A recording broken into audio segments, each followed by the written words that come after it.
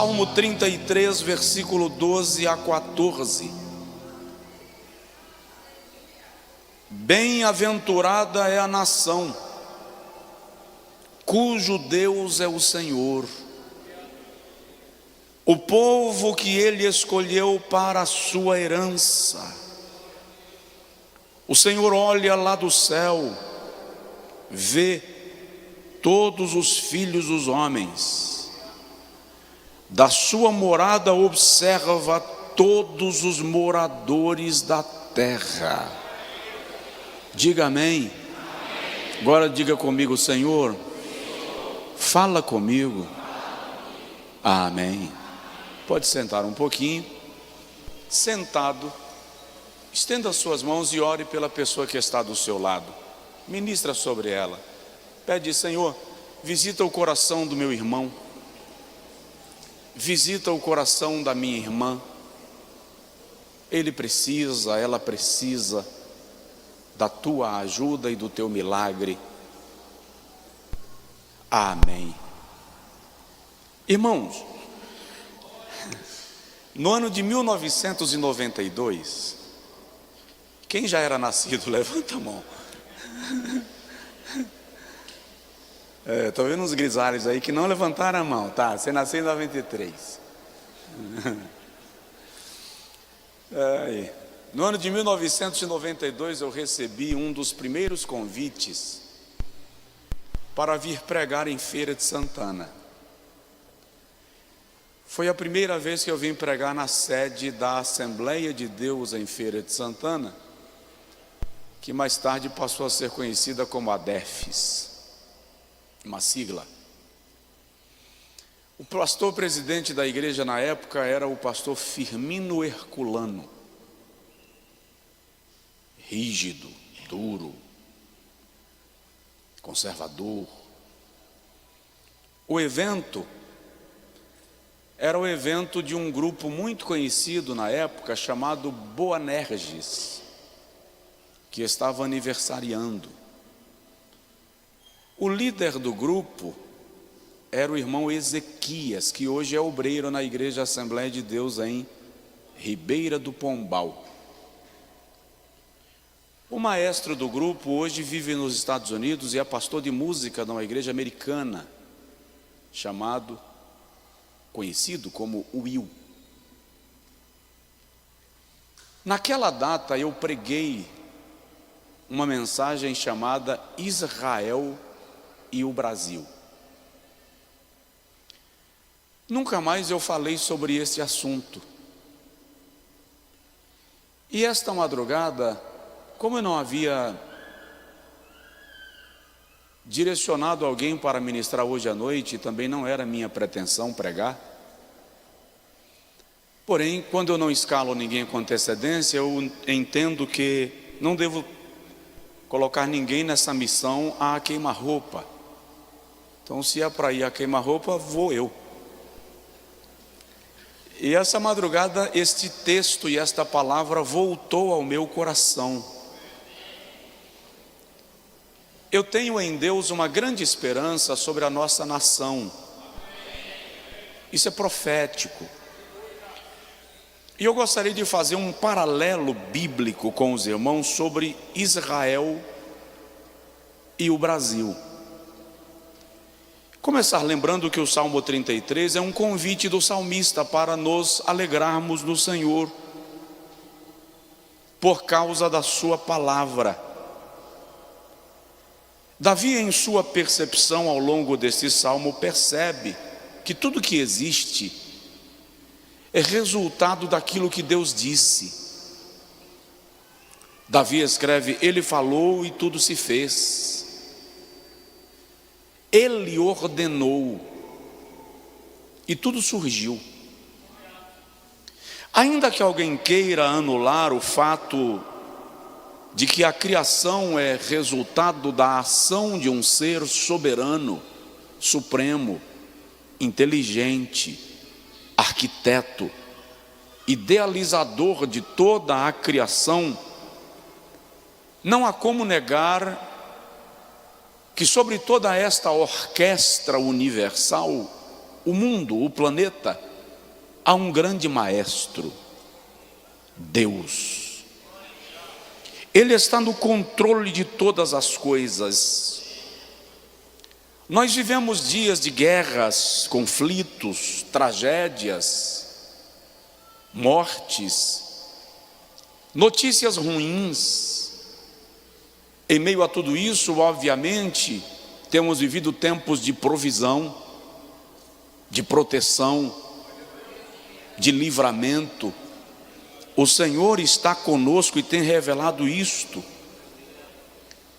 No meio de todo esse cenário, o salmista é despertado por um sentimento de gratidão e diz: bem-aventurada é a nação cujo Deus é o Senhor,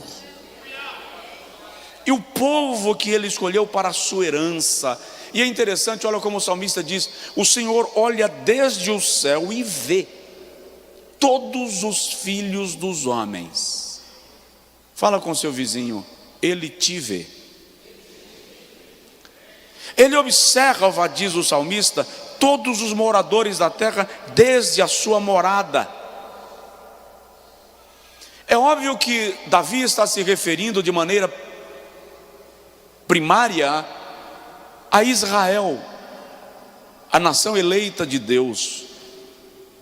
Porém é indiscutível que toda nação que reconheceu Deus como seu Senhor caminhou debaixo de bênção.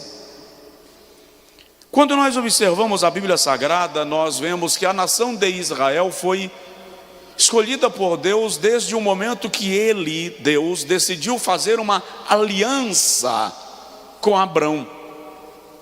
Gênesis capítulo de número 12 inicia essa relação do Deus Jeová com Abrão. E em Gênesis capítulo 15, versículo 17 a 21, Deus faz uma aliança com Abrão e ele diz: a minha aliança é contigo e com a tua descendência depois de ti. E Deus tem um amor indiscutível, real e genuíno pela nação de Israel, como um pai que ama seu filho. Oséias capítulo de número 11, versículo de número 1, o Senhor diz: quando Israel era menino, eu o amei. No versículo 4 o Senhor diz: eu o atraí com as cordas do meu amor. O apóstolo Paulo, escrevendo aos Romanos, no capítulo de número 9, versículo 5, diz que aos israelitas pertencem a adoção de filhos, a aliança, o culto, a promulgação da lei e as promessas. Há sem dúvida uma relação muito firme de Deus com esta nação. E o que eu quero nesta noite, à luz das Sagradas Escrituras, fazer um paralelo entre a nação de Israel e a nossa, e mostrar para o irmão que ao longo da história o Brasil sempre trabalhou de algum modo cruzando caminhos da descendência de Abraão, e há uma promessa de Deus sobre Abraão que diz: eu abençoarei aos que te abençoarem. O que eu quero dizer com isso? O que quero dizer é que o Brasil é uma nação que está debaixo de uma bênção específica de Deus.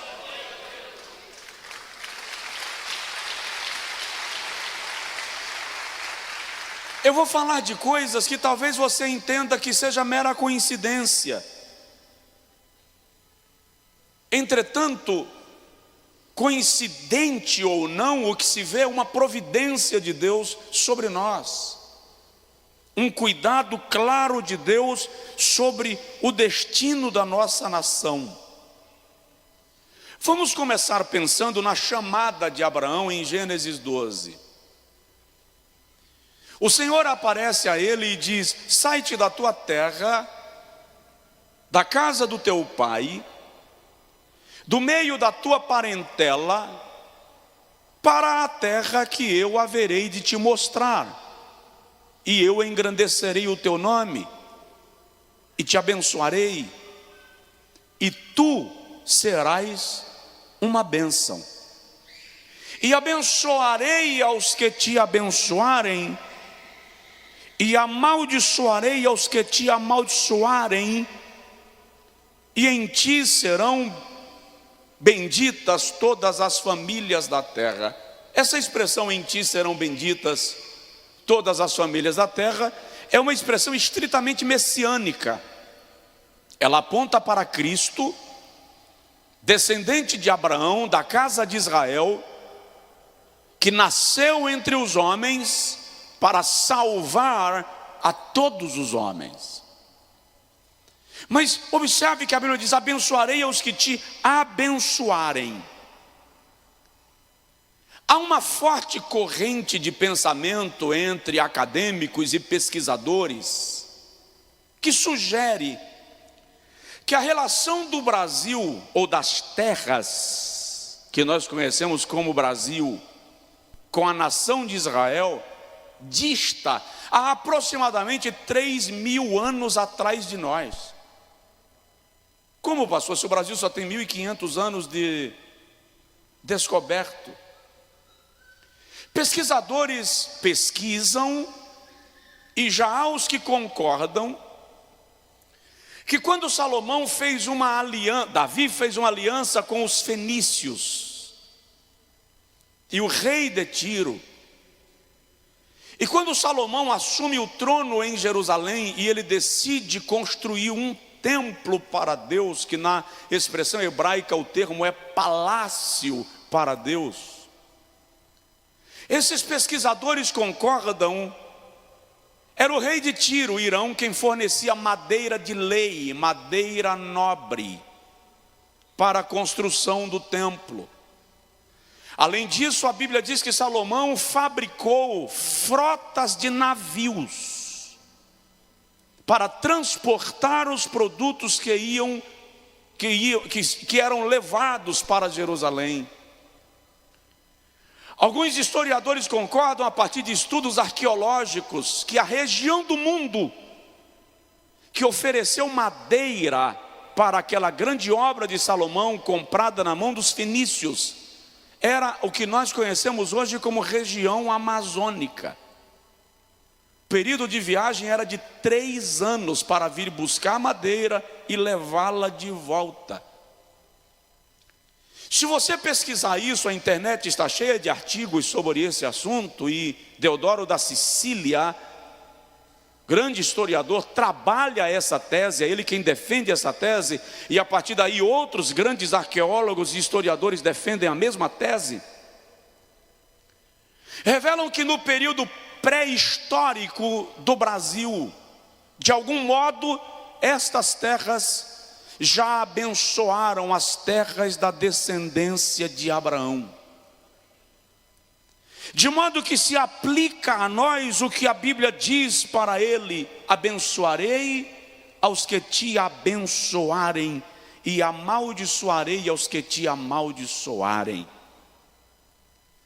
O Brasil, no seu aspecto espiritual, é de uma influência extraordinária para o mundo. É que, lamentavelmente, a igreja brasileira não tem noção da sua própria importância para o mundo.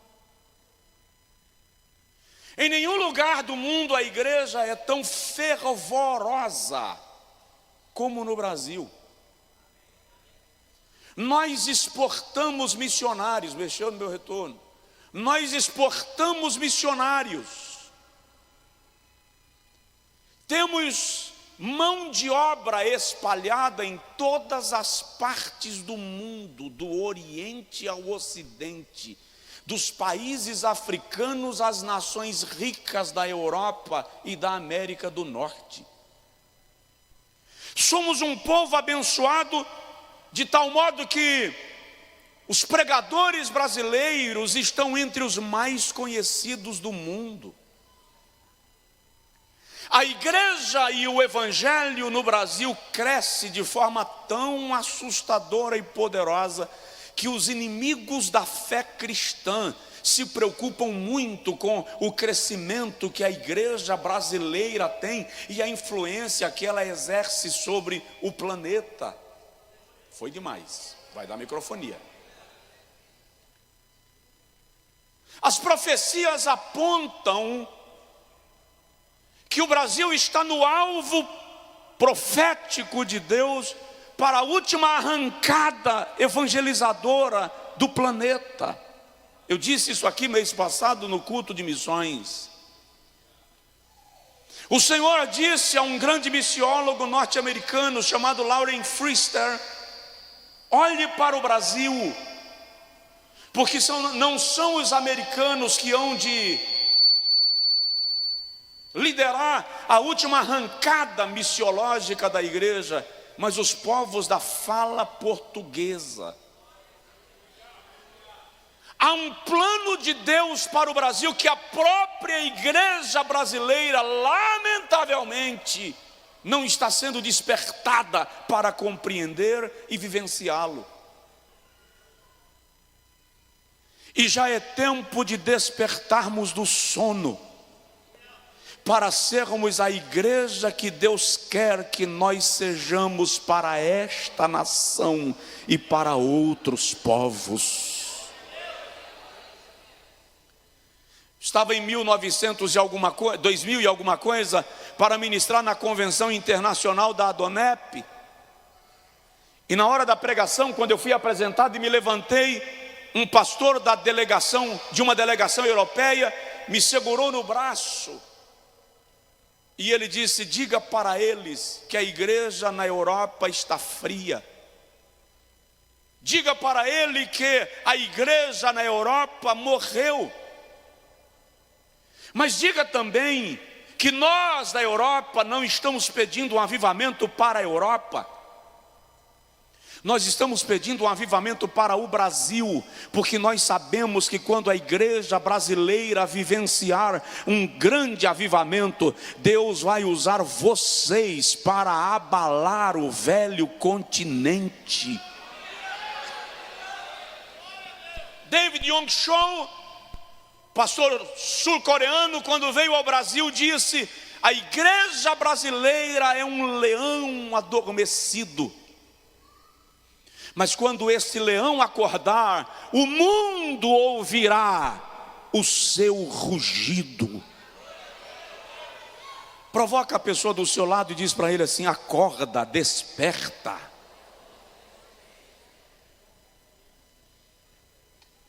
Segundo, olha o que o Senhor diz: abençoarei. Diga comigo: abençoarei aos que te abençoarem. Repete em uma só voz e convida, vamos juntos: abençoarei aos que te abençoarem. Essa é uma promessa de Deus para Abraão acerca da sua descendência e da nação que dele procedeu.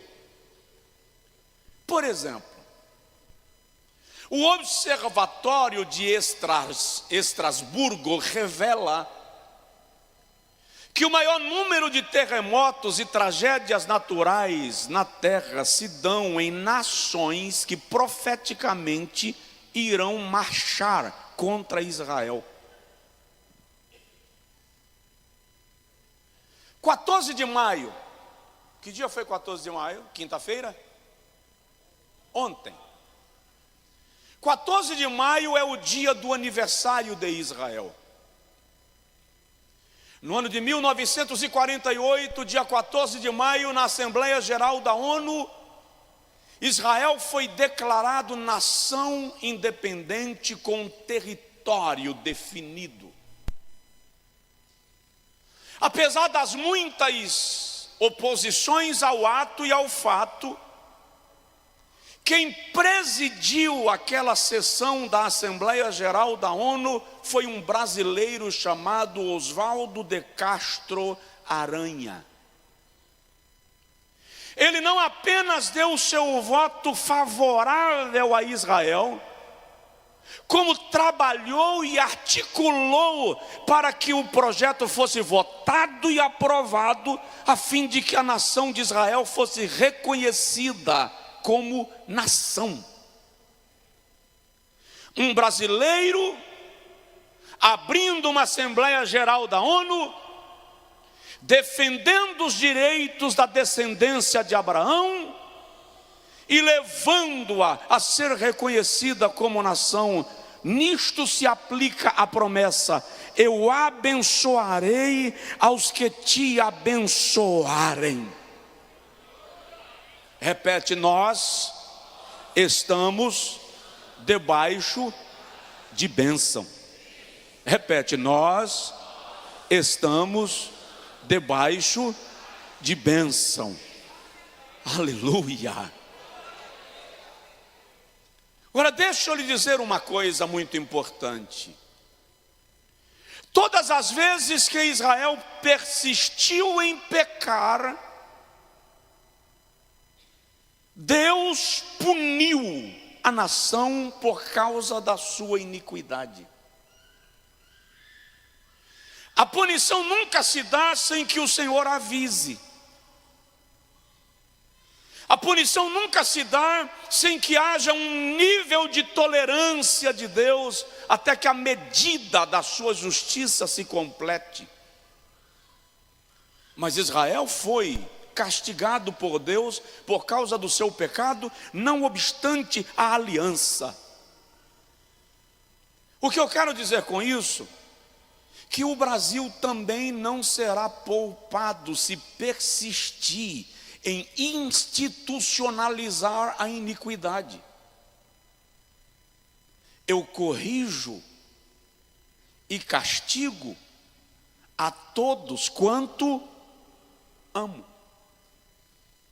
O fato de o Senhor ter uma aliança conosco, uma promessa sobre nós, não nos exime da responsabilidade de cumprirmos os seus mandamentos e ordenanças enquanto nação. Deixa eu pontuar com os irmãos alguns pecados que Israel cometeu e que Deus tratou deles. Por exemplo, no Êxodo capítulo de número 20, versículo 4, o Senhor diz: não farás para ti imagens de escultura, não te encurvarás a elas, nem a adorarás. Israel cometeu o pecado da idolatria diversas vezes. E a idolatria está na lista dos pecados que ocasionaram a dispersão das 10 tribos, o cativeiro de Babilônia, a punição que a nação sofreu. No livro de Ezequiel, capítulo de número 22, versículo 3 e 4, o Senhor repreende a Israel por causa do seu desvio espiritual. Êxodo capítulo 32, versículo 9, Moisés ainda estava no monte recebendo as tábuas da lei, e Israel já estava no vale fazendo um bezerro de ouro para adorar e cometer o pecado da idolatria, se afastando de Deus e rejeitando ao Senhor. Se observarmos o território nosso brasileiro, você vai ver que nós somos uma nação altamente idólatra. Somos uma nação que invoca deuses e demônios, que adora a outros deuses. É preciso que a igreja ore, que o povo chamado cristão ore, para que o Brasil reconheça a Jesus como Senhor único e Salvador verdadeiro da nossa nação.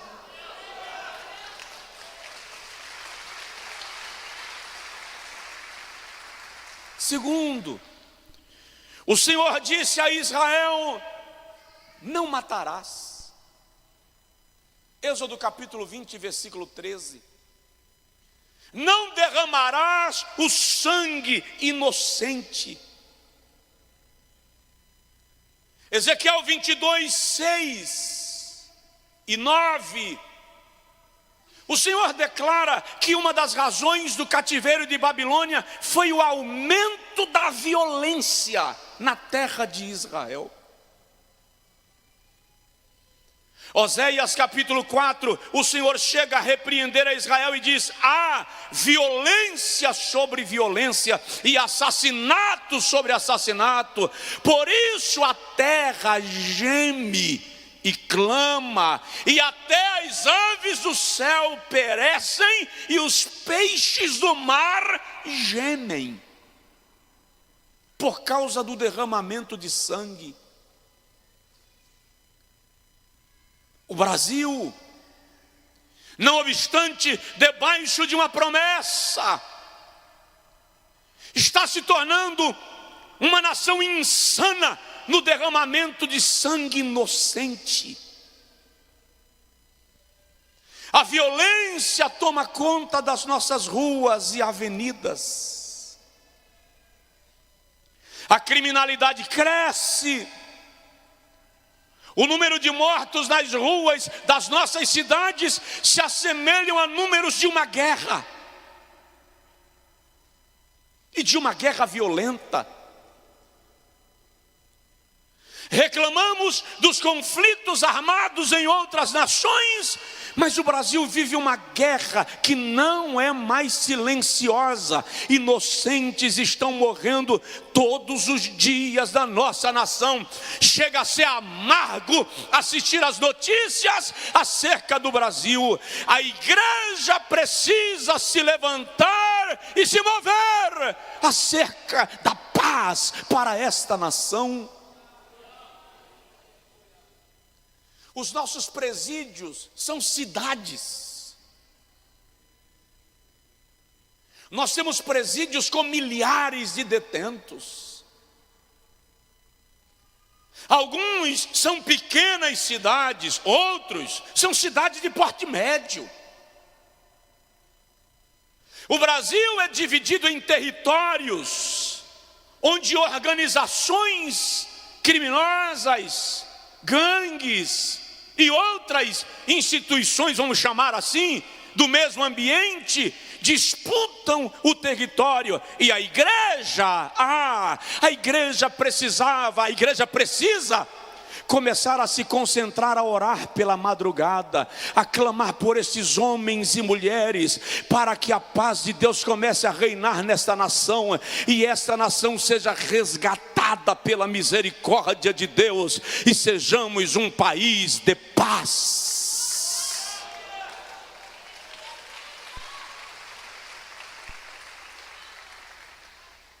Provoca o vizinho, fala com ele, ora pelo Brasil. Deus não está inerte ao derramamento de sangue no Brasil. Deus não está cego, nem surdo ao gemido do inocente. E o pior, a violência não está apenas nas ruas, está nas casas. Existe a chamada e famigerada violência doméstica, de ordem física, psicológica, verbal. E se alguém pensa que Deus não está vendo e não irá tomar pé, está enganado. Porque a Bíblia deixa muito claro que o gemido do inocente chega até ele. A Bíblia diz que o gemido do preso chega até ele. O gemido daqueles que estão sendo levados à morte são ouvidos por aquele que é Senhor e dono da vida. Mas sabe o que é interessante, irmão? A restauração do Brasil passa pela igreja. Vou repetir: a restauração do Brasil passa pela igreja. E se o meu povo, que se chama pelo meu nome, se humilhar e orar e buscar a minha face e se converter dos seus maus caminhos, então eu os ouvirei desde os céus, perdoarei os seus pecados e sararei a sua terra. A cura,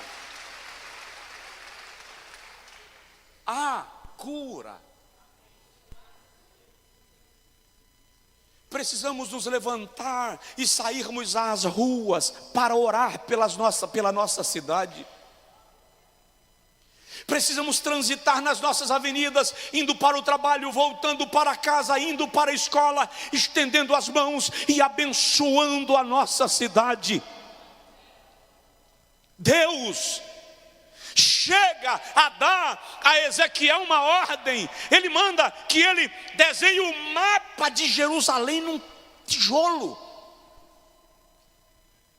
a fim de clamar por Jerusalém diante da sua tragédia. Vem uma pergunta: quem orou de maneira específica por Feira de Santana hoje? Quase ninguém. Quem orou de forma específica pela Bahia ou pelo seu estado, você que está online, hoje? Pelo Brasil. Nós não nos atentamos para isso, entendemos, ou pelo menos pensamos em entender, de economia, de política, de geopolítica, de inflação, mas não entendemos de sacerdócio.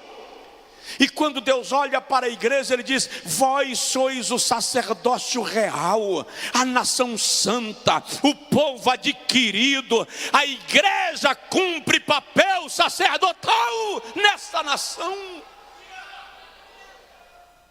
Ore pelo Brasil, ore pela nossa cidade, ore pela sua cidade. Veja mais, o Senhor disse a Israel, Êxodo 20:14: não adulterarás. Enquanto o Senhor está falando isso para Moisés no monte, o povo já está no vale fazendo orgia cultual, na construção de bezerro. Não foi só idolatria ali, foi orgia cultual. O texto revela isso muito claramente. O profeta Oséias, tomado por Deus, fala do comportamento imoral da nação de Israel nos seus dias. O Brasil é conhecido mundialmente como paraíso do sexo. Turistas do mundo inteiro vêm ao Brasil em busca de sexo livre. Eu não sei em quantas nações do mundo o liberalismo sexual é tão evidente e declarado e escrachado como no Brasil. Será que nós pensamos que Deus não vai se importar com a gente? Ele interviu em Israel. Olha bem para mim, por favor. Deus vai intervir no Brasil.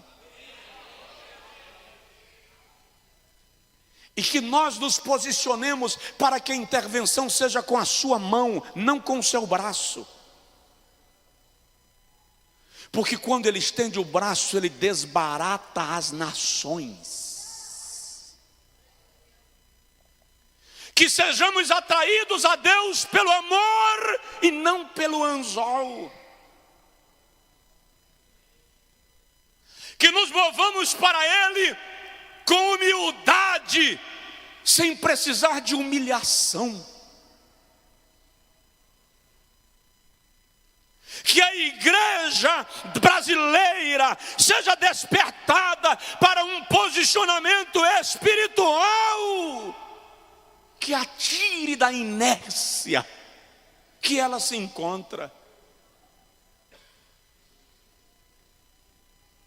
O Senhor disse para Israel, deixa eu agilizar: honra teu pai e a tua mãe, para que te vá bem e seja a tua vida prolongada sobre a terra.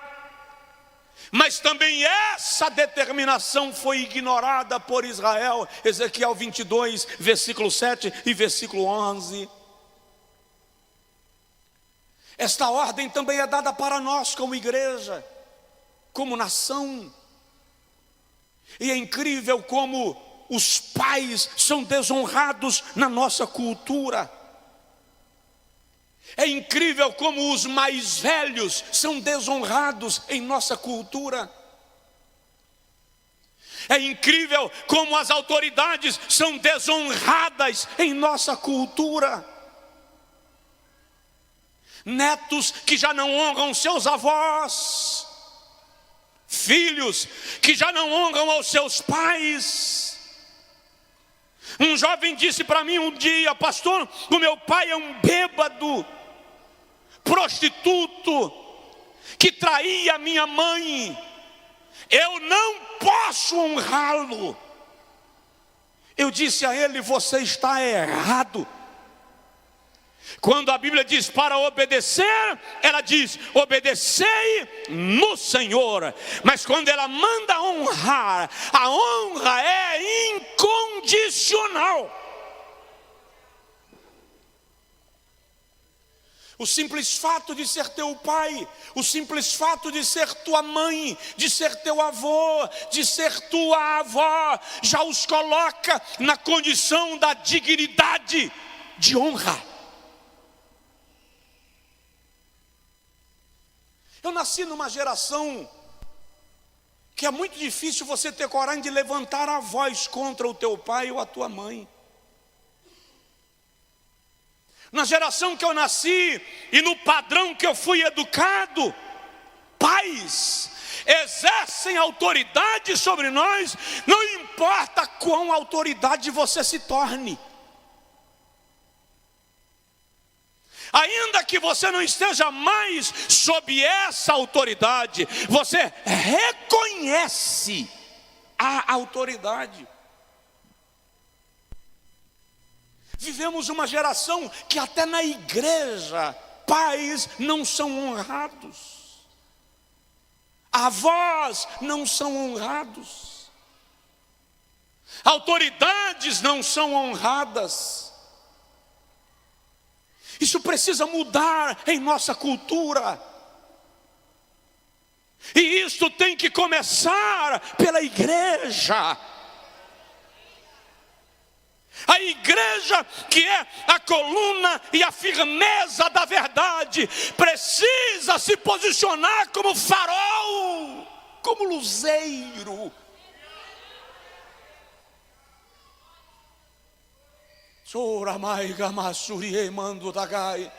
Os nossos filhos precisam ser ensinados a honrar os mais velhos. Os nossos filhos precisam ser ensinados a honrarem aos pais. Esse discurso é desagradável aos ouvidos de uma geração chamada de moderna. Mas me perdoem, modernidade sem respeito e honra é burrice. Honra a teu pai e a tua mãe. Se Israel foi punido por quebrar esse princípio, o Brasil não será poupado se não mudar.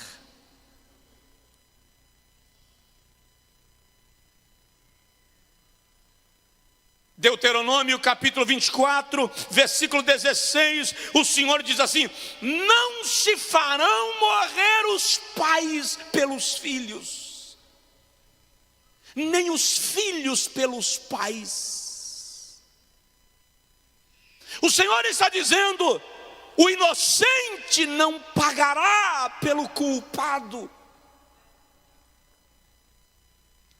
Mas no nosso território, quantos inocentes têm pago pelos culpados. Quantos pais mortos por causa dos filhos, quantos filhos mortos por causa dos pais. Não há piedade, não conhecemos a misericórdia. A vida de um ser humano não tem valor. O que eu não consigo entender é como a igreja não está percebendo esse cenário para se posicionar espiritualmente. Parece que, sabe, quando você mora perto de um esgoto a céu aberto, o teu organismo te adapta ao mau cheiro e aquilo não te incomoda mais. Quando você vai num ambiente que tem esgoto a céu aberto, você se incomoda, mora lá e você se adapta. De algum modo, nós estamos nos adaptando a esse cenário anti-Deus. Já não incomoda mais. Os filmes que nós assistimos são tão violentos que a violência real não nos assusta. As novelas que nós assistimos e as séries têm tanta prostituição, liberalismo e orgia que na real não incomoda mais. Estamos sendo educados para nos adequarmos ao sistema do anticristo.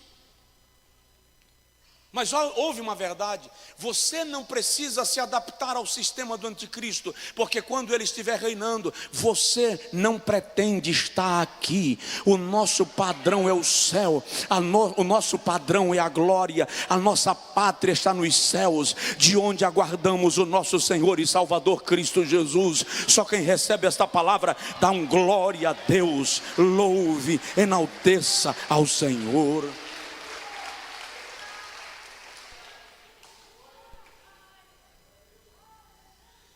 Eu quero muito que quem está me ouvindo agora adote a cultura de orar pela sua cidade e pelo Brasil diariamente. Deixa eu falar mais um pouquinho e depois eu vou te apontar um caminho de esperança.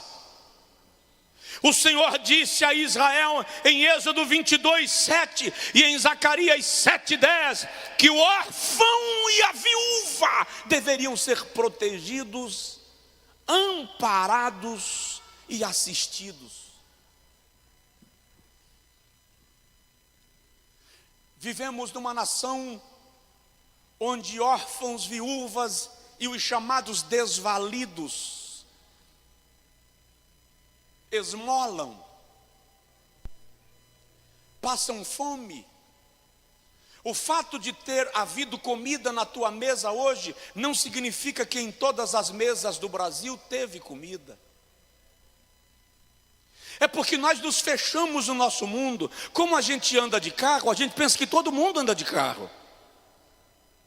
Como a gente come com abundância, a gente pensa que todo mundo come com abundância. Nós nos tornamos tão umbiguistas que nós nos enclausuramos em nossa bolha, em nosso mundo, e o que está do lado de fora já não se percebe mais. Mas há pessoas passando fome. Há crianças malnutridas e até desnutridas. Há idosos sem ter o que comer. Há pessoas padecendo fome. Eu sei, há malandros também pedindo comida, pedindo dinheiro, quando na verdade não é para comida. Mas o fato de uma laranja podre estar na cesta não significa que a cesta é apodrecida. Há pessoas passando necessidades. E nós, como igreja, precisamos orar e assistir, e trabalhar, e estender a mão, e oferecer o abraço naquilo que está ao nosso alcance. Um dia os discípulos chegaram para Jesus e disseram: Senhor, manda essa multidão embora para comprar o que comer. Jesus disse: manda a multidão embora nada, dá-lhe voz de comer.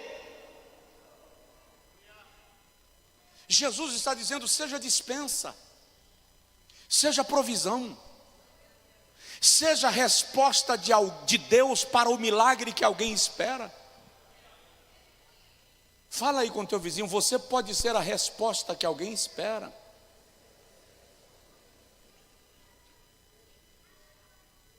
Vamos lá.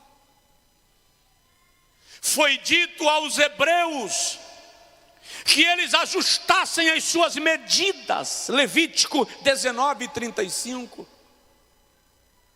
que não cometessem o pecado de lesar a consciência do outro, que não roubassem o direito alheio. Mas Israel não quis ouvir a voz de Deus.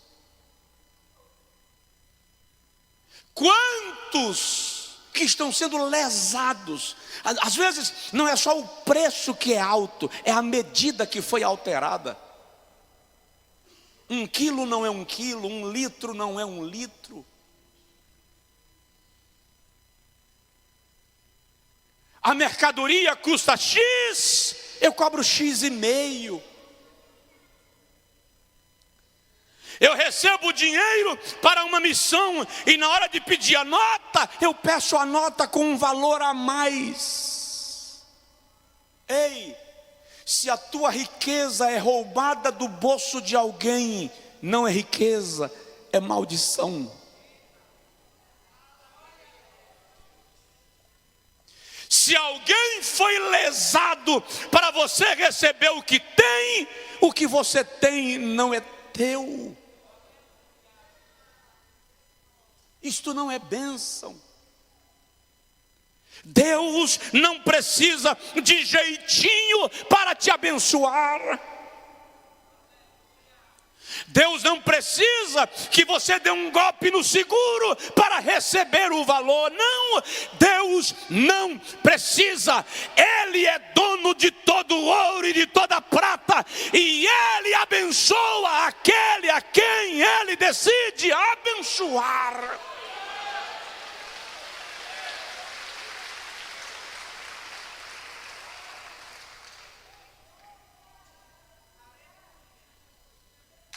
Somos uma nação que está sendo cobrada por Deus para se posicionar como representante do céu.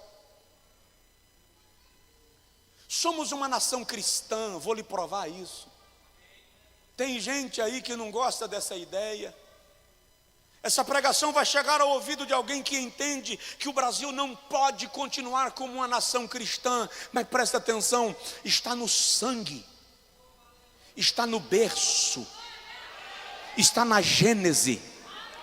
Olha bem para os meus olhos que eu vou te dizer uma coisa, eu vou te provar historicamente. O Brasil nasceu cristão. O Brasil nasceu cristão. Vou te provar, a história me garante isso. O Brasil nasceu cristão e ninguém pode tornar uma nação cristã numa nação não cristã. As suas convicções são pessoais e esse pastor respeita, mas entenda, o Brasil é uma nação cristã e nada vai mudar isto.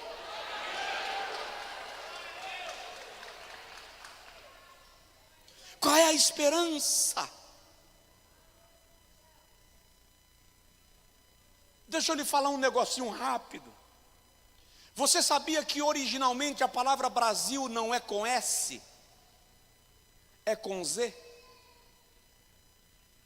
Você sabia que o único país do mundo que escreve Brasil com S é o próprio Brasil? Todas as outras nações escrevem Brasil com Z. Por quê? porque até 1945 o Brasil era escrito com Z. É quando ocorre o acordo ortográfico, em 1943, que se decide que o Brasil vai ser escrito com S, não usando o português de Portugal. E o acordo ortográfico entra em evidência em 1945. Muda em quê, pastor? Te digo. Quem era o rei de Portugal que enviou as caravelas para o Brasil? Dom Emanuel. O que significa Emanuel? Deus conosco. Como é o nome do homem que veio comandando as caravelas? Pedro. Um nome bíblico, judaico, que significa rocha, pedra. Quantas caravelas vieram? O rei mandou 13, mas só vieram 12. Quantas são as tribos de Israel? Quantos são os apóstolos de Jesus? Quantas portas em Jerusalém? Aleluia! Pode observar, o Brasil está debaixo de uma aliança espiritual.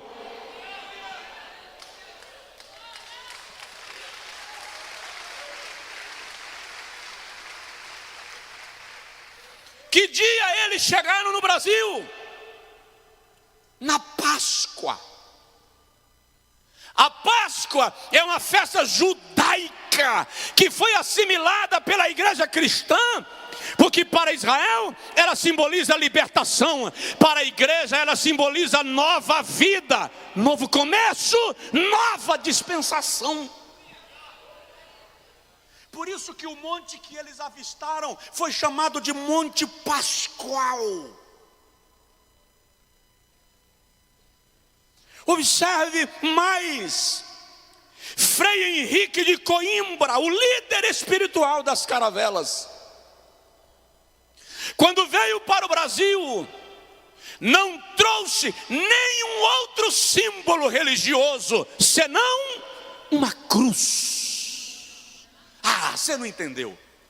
O Brasil não foi descoberto com imagens esculpidas. O Brasil não foi descoberto com qualquer ritual religioso, senão com a presença de uma cruz que aponta para Cristo. Por isso que eu lhe disse que o Brasil é um país cristão desde o berço, desde o seu nascedouro. A cruz está hoje em Porto Seguro. Em que estado fica Porto Seguro? Ah, você não sabe. Em que estado fica Porto Seguro? Em que estado nós moramos? Bahia. Nós somos um estado abençoado. A cruz chegou primeiro aqui. Aqui foi realizada a primeira missa, culto a Deus, ao Cristo vivo e soberano.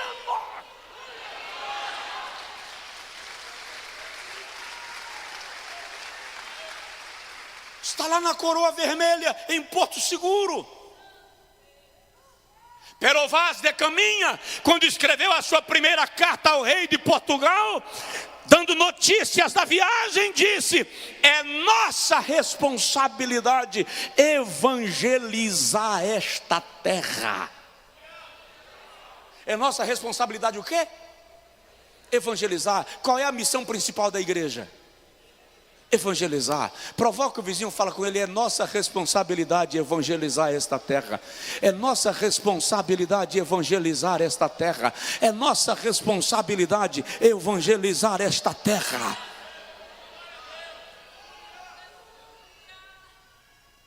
Qual o primeiro nome que foi dado à terra descoberta? Ilha de Santa Cruz, numa referência à cruz. Quando descobriram que não era uma ilha, então mudaram o nome para Terra de Vera Cruz, terra da cruz verdadeira. Ei, a cruz está na nossa história. Podem tirar das escolas, podem tirar dos fóruns, podem tirar das prefeituras, podem tirar dos ambientes públicos, mas não tirará da nossa história, porque nós nascemos tendo a cruz como marco do nosso descobrimento. Só quem pode dar glória a Deus, se puder, faça.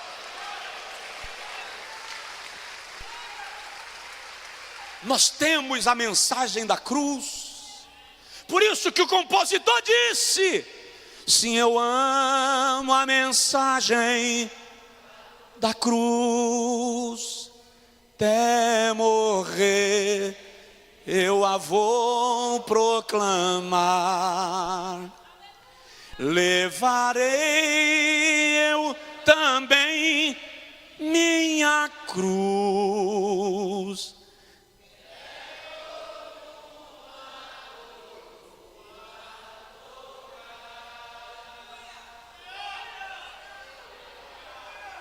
Eu já estou terminando, mas não posso mutilar aquilo que registrei para compartilhar contigo. A história do Brasil, na perspectiva dos judeus, na perspectiva judaica, é diferente daquilo que nós aprendemos na nossa tradição histórica local. Nos ensinaram que os viajantes das caravelas eram pessoas desprezadas, bandidos, excluídos, marginalizados, desprezíveis, sem honra. Mas do prisma judaico, aquelas pessoas eram judeus messiânicos, fugindo da Inquisição na Europa. No ano de 1492, iniciou uma perseguição contra judeus messiânicos por meio da Inquisição, e eles fugiram da chamada Península Ibérica e vieram aportar no Brasil. Não, senhores, não era gente que estava fugindo de seus crimes, era gente que estava procurando vida melhor, terra melhor, segurança melhor. Mas eles, além de ser da descendência de Abraão, traziam a cruz de Cristo como símbolo da sua viagem e da sua jornada.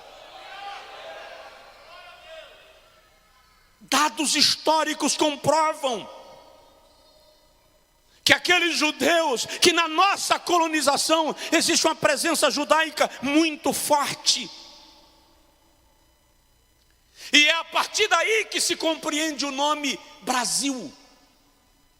Porque entre eles estava um judeu comerciante chamado Barzilai, cujo nome significa ferro. Quando Barzilai encontrou e identificou uma madeira nobre, ele entendeu que ela era ideal na fabricação de embarcações, de navios, de móveis nobres para os palácios da Europa. O que é comum encontrar nos palácios da Europa: móveis feitos de pau de Barzel, pau de Barzilai ou pau Brasil. A palavra Barzel é uma palavra hebraica que dá raiz à palavra Brasil. É preciso que a gente compreenda quem era Barzilai na Bíblia. Amigo de Davi. Barzilai foi quem confortou a Davi quando ele fugia de Absalão. Barzilai foi quem lavou os pés de Davi, deu água e leite e lhe deu uvas, passas para comer e se alimentar, porque Davi não queria se alimentar. Portanto, pau-ferro passou a ser chamado pau de Barzilai, pau de Barzel, pau-brasil, nome hebraico. Daí a palavra Brasil. O nosso nome, na sua estrutura, na sua raiz, na sua etimologia, tem link, tem raiz judaica e hebraica. De novo, diz assim: nós somos uma nação abençoada. Eu vou concluir te dizendo uma coisa: no nome Brasil, no acróstico do nome Brasil, estão os nomes das matriarcas de Israel. B, Bila, esposa de Jacó. R, Raquel, esposa de Jacó. A, Azenate, esposa de José, que deu à luz aos 2 filhos de José, que entraram na lista das 12 tribos, quando os outros 2 foram retirados. Z, Zilpa. I é Iote, uma letra hebraica, que é a primeira letra do nome Israel. Eli, de Lia, também esposa de Jacó. No nome Brasil está lá a gênese da bênção de Deus profetizada pelo próprio Deus a Abraão: eu abençoarei aos que te abençoarem. Eu abençoarei aos que te abençoarem. Ninguém para esta nação, porque ela está debaixo de uma bênção extraordinária de Deus. Fica de pé quem puder, por favor. Eu quero lhe convidar agora a levantar um clamor pelo Brasil. Eu pedi que colocasse essas 2 bandeiras aqui, justamente porque eu queria fazer essa conexão de Brasil com Israel. Eu quero te convidar a levantar um clamor pelo Brasil. Mas nós vamos começar clamando por Feira de Santana. A nossa cidade precisa ser visitada pelo Senhor. Bairros, casas, avenidas precisam ser visitadas pelo Senhor. Depois que você clamar por Feira de Santana, mas clama de verdade. Se você sentir vontade de marchar, de caminhar, de bater o pé, isso é entre você e a autoridade que o Espírito Santo liberar sobre a sua vida. Clame agora. Você que está no culto online, clame pela sua cidade. Estenda as suas mãos pela janela da sua casa, do seu apartamento, e clame pela sua cidade agora. Se você não puder clamar em voz alta, não tem problema. Ora em silêncio, mas clama pela sua cidade. Em seguida, clama pela Bahia. Clama pelo nosso estado. 417 municípios que precisam da visitação do Senhor. Em vez de falar mal do governador, do prefeito, dos deputados, dos vereadores, dos juízes, da polícia, clama agora por eles. Invoque o nome do Senhor pelas nossas autoridades. Em vez de entender, bandido tem que morrer, se posicione como agente de vida e clame para que eles sejam salvos. Clame para que eles encontrem Jesus. E ore pelo Brasil. Clame pelo Brasil. Deixa a sua alma se derramar pela nação. A história diz que quando Jerusalém foi invadida, Abacuque estava sentado fora de Jerusalém, sentado numa rocha. E enquanto Jerusalém era saqueada, queimada e destruída, Abacuque soluçava em lágrimas do lado de fora da cidade. Jeremias diz: quem dera que a minha cabeça se transformasse em água e os meus olhos em rios, para que eu chorasse os mortos da filha do meu povo.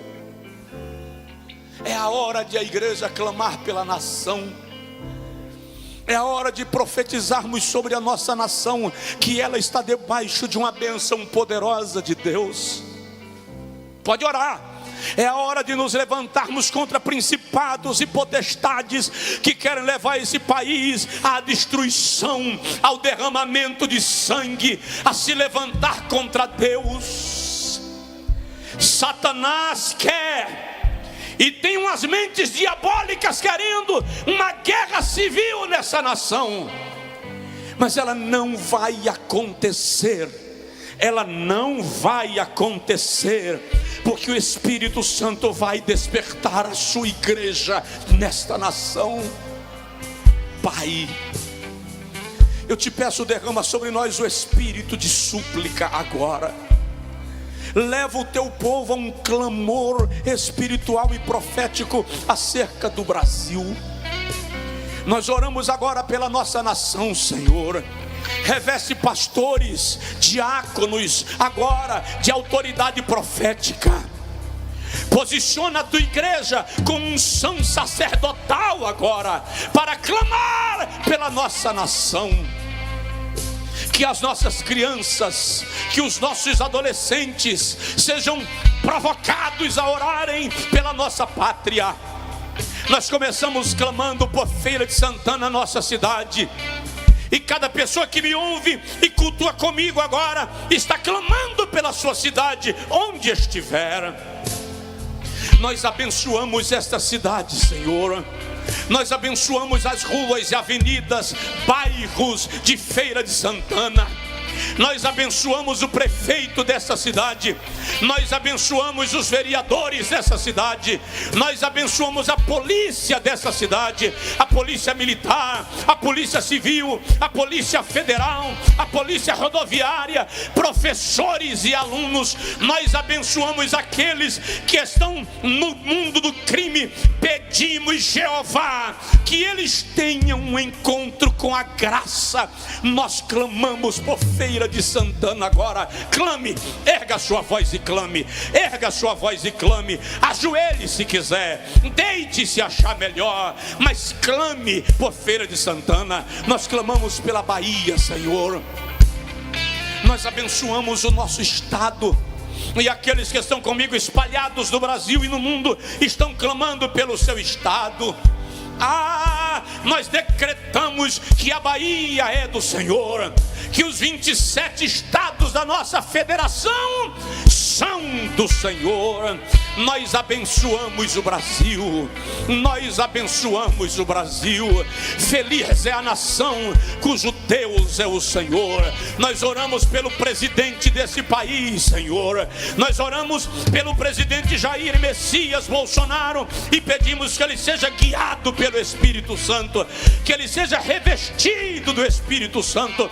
Nós oramos pelos ministros, nós oramos pelos deputados federais, nós oramos pelos senadores, nós oramos pela Suprema Corte, nós oramos pelo Tribunal Superior Eleitoral, nós oramos pelo Superior Tribunal de Justiça. Nós clamamos agora: Brasil, que haja libertação, que a bênção venha sobre a nação. Eu oro agora pela igreja, Senhor. Eu peço que a igreja brasileira seja tomada de uma onda de poder, que a igreja brasileira seja tomada de uma onda de autoridade. Começa aqui agora, começa aqui agora.